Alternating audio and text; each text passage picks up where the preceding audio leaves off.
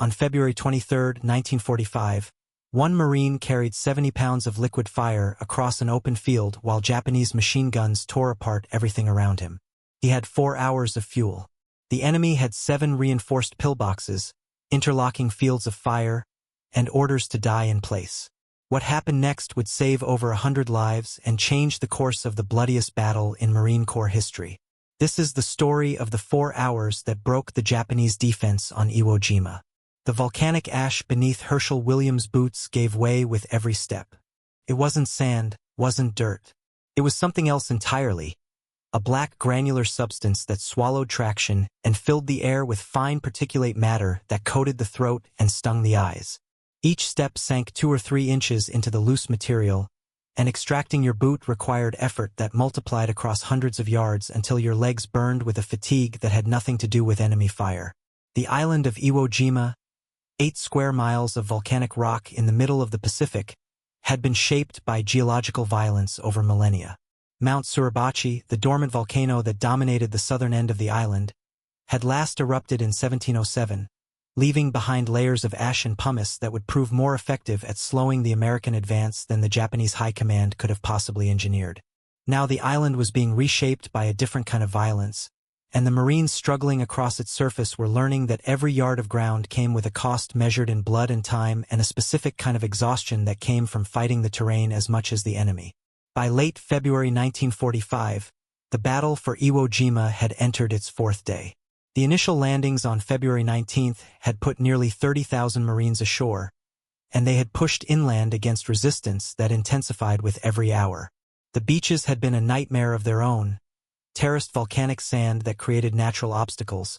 But the beaches were behind them now, and the real battle had begun in the interior. The Japanese defenders, entrenched in a network of tunnels, bunkers, and fortified positions, had spent months preparing for this invasion. They had studied the American playbook, had analyzed the island-hopping campaign across the Pacific, had noted how the Marines used overwhelming firepower to soften defenses before infantry assault. They knew the Marines would come with naval bombardment and air support and tanks. They had built their defenses accordingly, burying concrete pillboxes under layers of volcanic rock, creating firing positions that were nearly invisible until they opened up, designing interlocking fields of fire that turned open ground into killing zones. The Japanese commander, Lieutenant General Tadamaki Kurabayashi, had abandoned the traditional doctrine of defending at the water's edge. Instead, he had concentrated his forces inland, in positions that could survive bombardment and that forced the Americans to take ground yard by yard, paying in blood for every advance. It was working. The casualties were mounting faster than anyone had predicted. The morning of February 23rd brought no relief from the pattern that had defined the previous days. Dawn came early, the sun rising over the Pacific and illuminating the volcanic landscape in harsh light that eliminated shadows and made concealment nearly impossible. The temperature was already climbing, and by mid-morning it would reach into the 70s, hot enough to make men sweat under their gear, hot enough to turn metal objects almost too hot to touch with bare hands. The 21st Marine Regiment was tasked with advancing across a section of terrain that maps designated with grid coordinates but that Marines on the ground called by simpler, more visceral names. The volcanic ash here was deeper, the ground more treacherous. Ahead lay a cluster of Japanese fortifications that had already stopped 2 previous assaults. The first assault had been a standard infantry advance, squads moving forward by fire and maneuver, and it had been cut to pieces within minutes. The second assault had included tank support, but the tanks had proven unable to maneuver effectively in the volcanic terrain, and one had been destroyed by a concealed anti-tank gun while the others withdrew. Now the Marines were pinned down, unable to advance and unwilling to retreat, waiting for something that would break the stalemate. The pillboxes were reinforced concrete structures, their walls thick enough to shrug off artillery shells, their firing slits positioned to cover every approach. Inside each one, Japanese soldiers with machine guns and rifles waited in darkness, protected by tons of rock and concrete, connected to adjacent positions by underground tunnels that allowed them to shift personnel and ammunition without exposing themselves to American fire. Standard tactics had failed. Naval gunfire had pounded the area for days, turning the volcanic ash into a cratered moonscape but leaving the pillboxes intact. Aerial bombardment had accomplished little more. The tanks that were supposed to lead the infantry assault had proven vulnerable in this terrain. Some had been destroyed by concealed anti-tank guns. Others had simply become mired in the ash, their treads spinning uselessly as Japanese gunners found their range. Artillery could drop shells on target coordinates all day without achieving the precision needed to destroy a fortified position that was mostly underground. The Marines needed something that could reach into those concrete structures, something that could get close enough to pour death through the firing slits and ventilation ports, something that could kill at close range in a way that bullets and shells could not. They had such a weapon. The M2 Flamethrower weighed 70 pounds when fully loaded. It consisted of 2 tanks, one containing fuel, the other containing compressed nitrogen that provided the pressure to spray that fuel through a handheld wand. The fuel itself was a mixture of gasoline and a thickening agent that gave it adhesive properties, making it stick to whatever surface it hit and burn longer than raw gasoline would burn. At the end of the wand, an ignition system transformed the spray into a jet of liquid fire that could reach distances of up to 40 yards under ideal conditions, though those ideal conditions rarely existed in combat. In reality, effective range was closer to 20 yards, sometimes less if wind was a factor or if the operator was moving across uneven ground. The weapon carried enough fuel for approximately 10 seconds of continuous firing, though tactical doctrine called for short bursts of 2 to 3 seconds to maximize operational time. Even with careful fire discipline, a flamethrower operator could expect perhaps 8 to 10 bursts before the tanks ran dry. After that, the weapon became 70 pounds of dead weight, and the operator became just another rifleman, assuming he had survived long enough to reload. The M2 had been developed specifically for the Pacific Theater, designed to clear Japanese bunkers and fortifications that were resistant to conventional weapons. It was effective. It was also among the most dangerous weapons a Marine could be assigned to carry. Carrying a flamethrower made you a priority target. Japanese soldiers understood the tactical significance of these weapons and had standing orders to kill flamethrower operators on sight. The fuel tanks on a Marine's back represented a catastrophic vulnerability. A bullet that punctured those tanks could turn a man into a human torch. Even without a direct hit, the psychological burden was immense. You walked across open ground knowing that every Japanese soldier who could see you was trying to kill you specifically, trying to hit those tanks on your back, trying to turn your own weapon into your funeral pyre. The weight alone would have been enough to exhaust a man under normal circumstances. In combat, with adrenaline burning through your system and Japanese bullets cracking past your head, the exhaustion came faster and harder. Hershel Williams was 21 years old. He stood 5 feet 6 inches tall and weighed approximately 140 pounds. He had grown up in West Virginia, in the small community of Quiet Dell, where he had worked on his family's dairy farm before the war. The work had been physical, the kind of labor that built functional strength rather than aesthetic muscle, the kind of strength that came from lifting hay bales and wrestling with livestock and working 12-hour days in all weather. He had enlisted in the Marine Corps in 1943, motivated by the same combination of patriotism and restlessness that drove thousands of young men from rural America into the military. The Marine Corps had recognized something in him during training, an ability to stay calm under pressure, a willingness to accept responsibility, a capacity for careful judgment that did not depend on formal education. By February 1945, he held the rank of corporal. He had trained on the M2 flamethrower, had practiced the techniques, had learned the maintenance procedures and the tactical employment doctrine. He had fired the weapon on ranges, had rehearsed approaches on mock fortifications, had studied the manual until he could recite fire discipline procedures from memory. He had not yet used the weapon in sustained combat. That was about to change. The time was approximately 10:17 in the morning when Williams received the order. The specificity of the timing would be recorded later in official reports, a bureaucratic precision that seemed almost absurd given the chaos that surrounded that moment. The Marine advance had stalled completely. Men were pinned down in shallow depressions in the volcanic ash, unable to move forward without being cut down by Japanese machine gun fire. The pillboxes ahead were pouring out a sustained volume of fire that made any movement suicidal.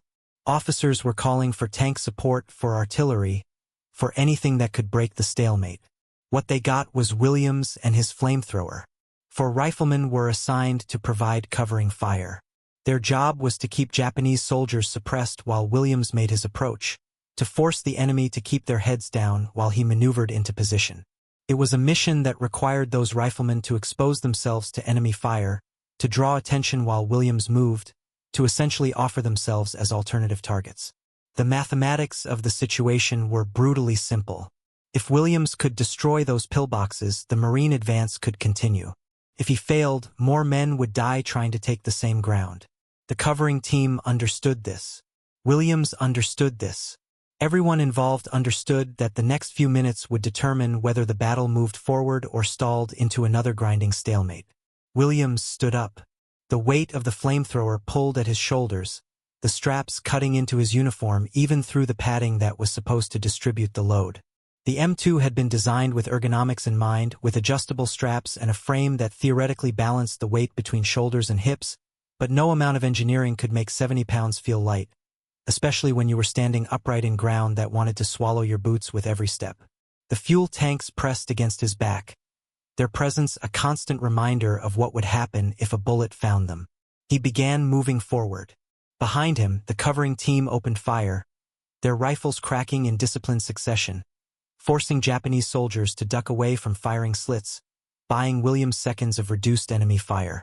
The sound of the rifles was sharp and distinct, each shot a separate event, different from the sustained ripping sound of machine gun fire that had dominated the morning.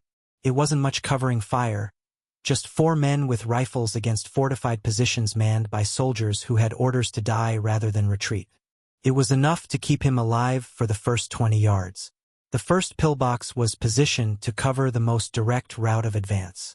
Its concrete walls were scarred by previous engagements but fundamentally intact. The firing slit was a horizontal rectangle perhaps 8 inches high and 3 feet wide, positioned approximately 4 feet above ground level. From inside that slit, a Japanese machine gun could sweep the entire approach with overlapping fields of fire that connected to adjacent positions. The defensive design was textbook, the kind of interlocking geometry that turned individual strong points into a mutually supporting network where the destruction of one position did not automatically open a gap in the line. Williams did not approach from the front. Frontal assault against a pillbox was doctrine in some circumstances, but doctrine also emphasized tactical flexibility, the adaptation of techniques to specific situations. The volcanic terrain here offered minimal cover, but it was not entirely flat. Small ridges and depressions, created by earlier bombardment or by the natural irregularity of the volcanic ash deposits, provided slight defilade if you knew how to use them. Williams moved at an angle, not directly toward the pillbox but along a route that kept him out of the primary field of fire from the main gun slit. The Japanese soldiers inside could hear him. They were shouting, trying to maneuver their gun to track his movement, but the geometry of their fortification, designed to dominate frontal approaches, created dead space along the flanks. He reached the side of the pillbox. The concrete was rough under his hand, aggregate visible in the surface, the kind of construction that prioritized strength over aesthetics. The walls were at least 18 inches thick, poured concrete reinforced with steel bars, designed to withstand direct hits from artillery shells. He could hear voices inside, muffled by the thickness of the walls but audible enough to confirm that the position was fully manned. Japanese soldiers were shouting to each other, coordinating movement, trying to maneuver their weapons to engage a target they could hear but not see.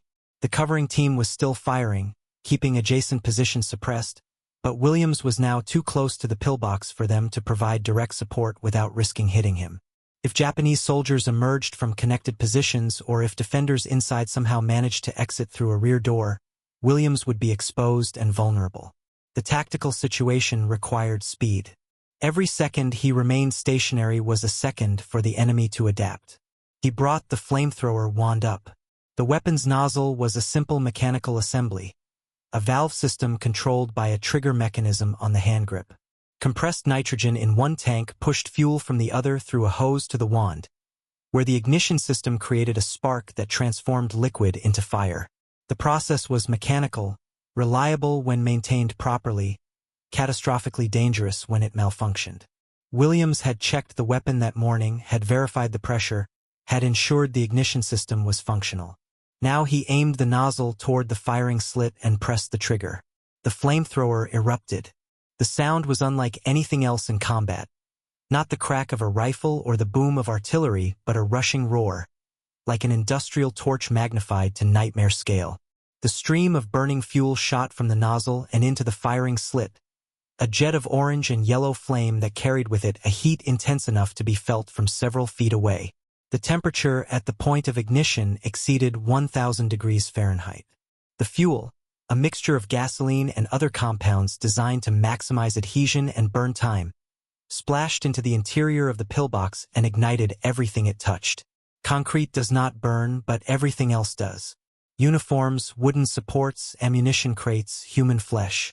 The fire consumed oxygen at a rate that created a vacuum effect, pulling air into the pillbox through the firing slits and then converting that oxygen into carbon dioxide and carbon monoxide and other gases that were toxic at any concentration. Williams held the trigger for 3 seconds, a controlled burst that consumed a fraction of his total fuel load, but delivered devastating effects against the confined interior space. The screaming started immediately.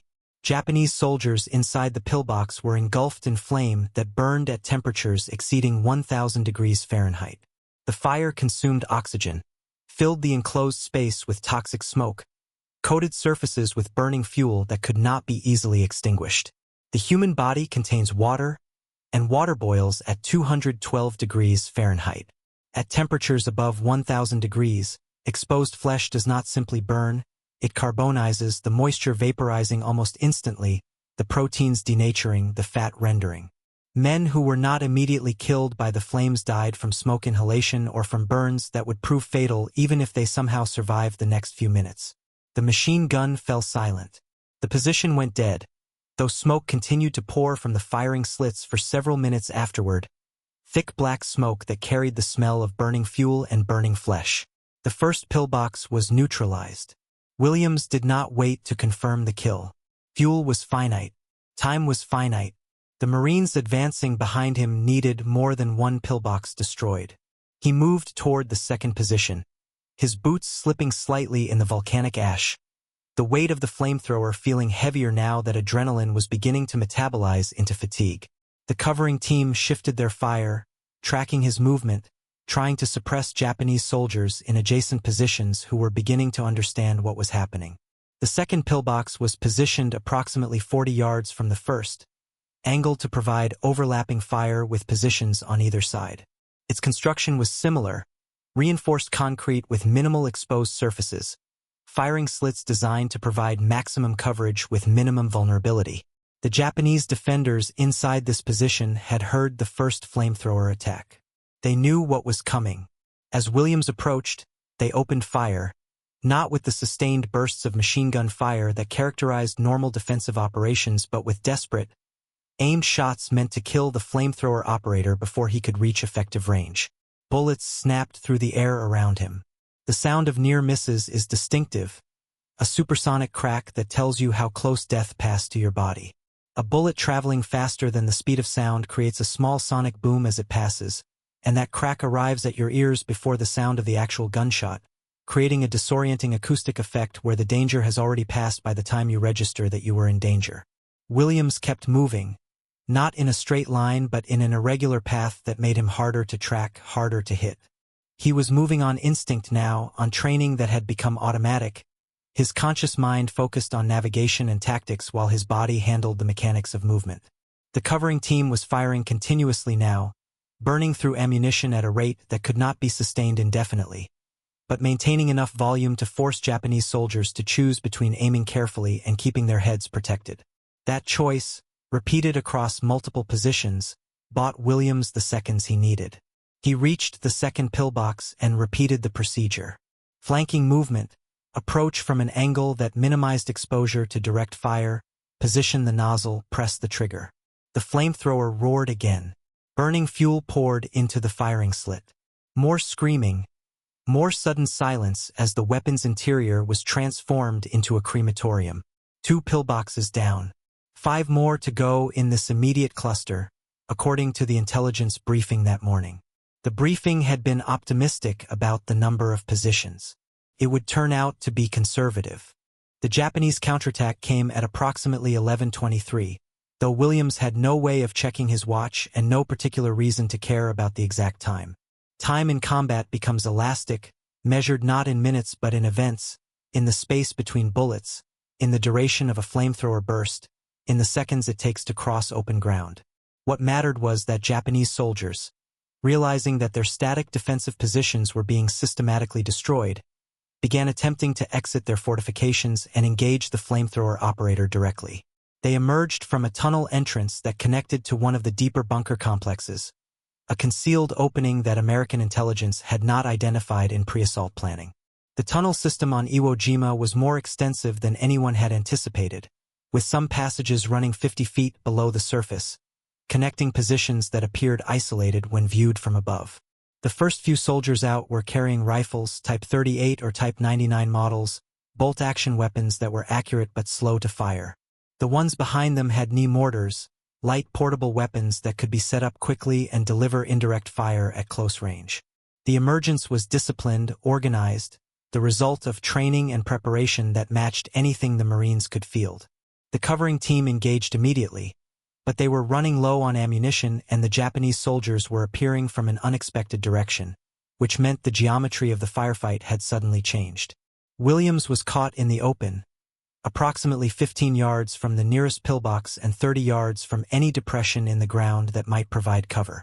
The flamethrower on his back was still more than half full, which meant he was carrying a mobile target that every Japanese soldier wanted to hit. He did not run. Running would have meant turning his back to the enemy, exposing the fuel tanks to direct fire, guaranteeing that any hit would be catastrophic. Instead he pivoted, bringing the flamethrower wand around to face the emerging Japanese soldiers, and opened fire. The stream of burning fuel arced across 30 yards of space and caught the first two soldiers as they cleared the tunnel entrance. They went down screaming, their uniforms igniting, their bodies blocking the tunnel exit for the soldiers behind them. Williams released the trigger, having expended perhaps 4 seconds of fuel, and moved laterally, looking for any scrap of cover. One of the riflemen from the covering team went down, hit by fire from a position that had just opened up from a different angle. The mathematics of the engagement were shifting against the Marines. More Japanese soldiers meant more guns firing, more opportunities for a lucky shot to hit Williams or one of his covering team, more chances for the mission to fail catastrophically. But more Japanese soldiers in the open also meant that the defenders were abandoning their fortified positions, which meant the defensive line was beginning to fracture. Williams reached the third pillbox. The approach was more difficult now because Japanese soldiers in adjacent positions understood his pattern and were attempting to predict his movements. He could not use the same flanking routes he had used before. The covering team was down to 3 men and running critically low on ammunition. The situation was deteriorating in the way that small unit actions often deteriorate, with success creating new complications and the initial plan becoming obsolete within minutes of first contact. He adapted. Instead of approaching from the side, he used a shallow depression in the volcanic ash to get close from an unexpected angle, crawling the last 10 yards with the flamethrower strapped to his back, the weight pressing him into the black sand, the heat from the volcanic rock beneath radiating up through his uniform. The Japanese machine gun in the third pillbox was firing almost continuously now, tracers arcing across the battlefield, the gunner inside trying to suppress any Marine movement. Williams could hear the gun, could feel the vibration of sustained fire transmitted through the concrete structure. He reached the base of the pillbox, stood up directly beneath the firing slit where the machine gun could not depress low enough to hit him, and aimed the flamethrower wand upward at an angle. The burst of flame went into the firing slit from below, an unconventional angle that caught the Japanese defenders by surprise. The machine gun stopped firing. The position went silent. 3 pillboxes destroyed. Williams checked his fuel gauge, a simple mechanical indicator that showed remaining pressure and approximate fuel quantity. He had perhaps 40% remaining. Not enough to be wasteful. More than enough to continue. The 4th and 5th pillboxes fell to similar tactics over the next 20 minutes. Each attack required Williams to assess the specific geometry of the position, to identify dead space in the defensive coverage, to use terrain features that were barely visible in the volcanic ash. Each approach required him to move across ground that was under observation and fire from multiple positions. Each burst of flamethrower fire announced his location to every Japanese soldier within hearing distance. The weight of the weapon never decreased, but Williams' perception of it changed. At first it had been a burden, dead weight pulling at his shoulders. Now it was simply part of his body, an extension of his capability, something he carried because carrying it was necessary. The covering team had been reinforced. 2 more riflemen had moved up from positions behind the line, recognizing that Williams' attack was succeeding and that success needed to be protected. They brought additional ammunition and fresh energy, though the weight of the previous 30 minutes was visible in their movements, in the way they breathed, in the slight tremor in their hands as they loaded fresh magazines. Combat exhaustion is not like physical exhaustion from labor or exercise. It comes from sustained adrenaline, from constant hypervigilance, from the accumulated stress of knowing that every second might be the one where you make a fatal mistake or where random chance puts a bullet through your body. The human body can maintain peak alertness for only so long before the neurological systems begin to degrade, before reaction times slow, before judgment suffers. The Marines fighting on Iwo Jima had been in sustained combat for 4 days, with minimal sleep and constant exposure to danger, and the effects were accumulating. By approximately 1330, Williams had destroyed 7 pillboxes. The Marine advance, which had been completely stalled at 10:17, was now moving forward, squads of infantry advancing through ground that had been impassable an hour earlier. The Japanese defensive line in this sector was collapsing, not because the defenders lacked courage or determination, but because their fortifications had been systematically destroyed by a weapon they could not effectively counter from inside their concrete bunkers. But 7 pillboxes was not the total number of positions. Intelligence estimates had been based on aerial reconnaissance and ground observation, and both had missed fortifications that were concealed beneath the volcanic terrain or that were so deeply buried that they were invisible until they began firing. Williams encountered the 8th pillbox when it opened fire on the advancing Marines, killing 2 men and forcing a platoon to take cover in a crater that offered minimal protection. This position was different. It was larger, more heavily reinforced, positioned on slightly elevated ground that gave it a commanding view of the surrounding area. The firing slits were positioned higher off the ground, which meant Williams could not use his previous tactic of approaching from beneath the field of fire. The Japanese soldiers inside had watched his previous attacks and had adjusted their defensive posture. They were not going to be flanked easily. Williams studied the position for several minutes, letting his breathing settle, letting his mind work through the tactical problem. The flamethrower was nearly empty now, perhaps 15% fuel remaining, maybe enough for 2 solid bursts. Not enough for mistakes. The covering team could provide suppressing fire, but suppression only worked if the enemy chose to be suppressed, and the Japanese soldiers in this pillbox had demonstrated that they were willing to take casualties to maintain their position. He noticed a detail that earlier he might have missed. The pillbox had a ventilation port, a small opening on the roof designed to allow air circulation and prevent the buildup of gun smoke and carbon dioxide in the confined interior space. The port was perhaps 12 inches in diameter, covered with a metal grate but otherwise unprotected. It was positioned on the top of the structure, approximately 7 feet above ground level. Williams handed the flamethrower wand to one of the covering team members and approached the pillbox without the weapon. He was carrying a rifle now and hand grenades, and he moved quickly, using the same flanking approach that had worked on earlier positions. The Japanese machine gun tracked him but could not depress far enough to hit him once he reached the base of the structure. He climbed onto the roof. The concrete was rough enough to provide handholds, and the structure was not tall enough to make the climb difficult under normal circumstances. These were not normal circumstances. Japanese soldiers in adjacent positions were firing at him. Bullets were impacting the concrete around him. The riflemen providing cover were burning through their remaining ammunition to keep him alive for the next 30 seconds. He reached the ventilation port. The metal grate was secured with bolts that had corroded in the volcanic environment, weakened by months of exposure to sulfur dioxide and moisture. He kicked the grate once, twice, and on the third kick it broke free. Below him, in the darkness of the pillbox interior, he could hear Japanese soldiers shouting, realizing what was happening, trying to aim their weapons upward at an angle that the enclosed space made nearly impossible. Williams called down for the flamethrower. One of the riflemen ran forward, carrying the weapon, and handed it up. Williams took the wand, positioned it over the ventilation port, and pressed the trigger. The last of the fuel poured down through the opening and into the pillbox, and the confined space became an inferno. The screaming lasted perhaps 15 seconds before the smoke and heat killed everyone inside. He climbed down from the roof and recovered the empty flamethrower. The weapon was dead weight now, the fuel tanks completely exhausted, the compressed nitrogen depleted. He should have abandoned it, left it where it lay and continued with just his rifle. Instead, he kept it strapped to his back and walked to the rear to reload. The process took approximately 10 minutes. 10 minutes during which the Marine advance continued to push forward through the gap his attacks had created. 10 minutes during which Japanese defensive fire grew increasingly disorganized as the pillbox line disintegrated. Reloading a flamethrower under combat conditions was a technical procedure that required precision and focus. The fuel tanks had to be refilled from jerry cans. The compressed nitrogen cylinder had to be replaced. The ignition system had to be checked to ensure it was still functional.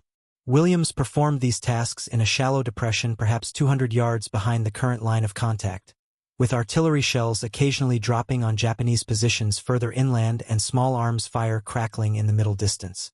His hands were shaking slightly, a physiological response to sustained adrenaline and the beginning stages of combat exhaustion. He forced them steady and completed the reload. By early afternoon, Williams had destroyed 13 pillboxes.